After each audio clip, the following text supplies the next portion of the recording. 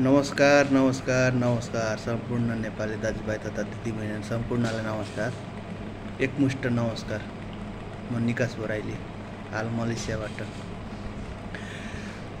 मैले भन्नु खोजेको के भने अब हेर्नुहोस्, 5 पटक प्रधानमन्त्री भएको एउटा नेता, राजनीतिक कर्मी सेरे जब साधारण बच्चाहरूले केटाकेटीहरूले पिटेको कारणले गर्दाखेरि एउटा नेपालमा हस्पिटल राम्रो खोल्नु नसकेर सिङ्गापुर जानुपर्ने है। तपाईहरुको गणतन्त्रमा कसले यो गणतन्त्र भन्नुहुन्छ नि, उहाँहरूको लागि यो विशेष भिडियो चाहिँ एउटा जब चोटपटक लागेको उपचार गर्नको लागि सिङ्गापुर जानुपर्ने नेताहरू, तपाईहरुको त्यो राजनीतिक त्यो गणतन्त्र।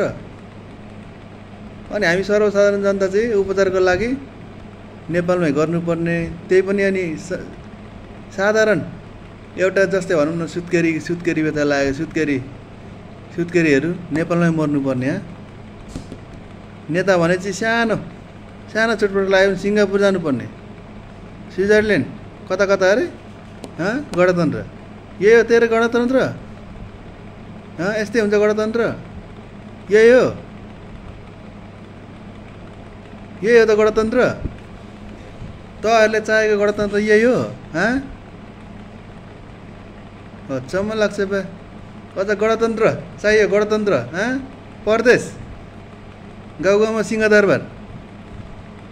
तेरे क्याक तेरो गणतन्त्र होइन, लुटतन्त्र भन्, लुटतन्त्र। गणतन्त्र यस्तो हुँदैन। नेताजी चाहिँ उपचार गर्नु विदेश जाने, अनि सर्वसाधारण जनता चाहिँ आफ्नो देशमा उपचार गर्दा मर्नुपर्ने।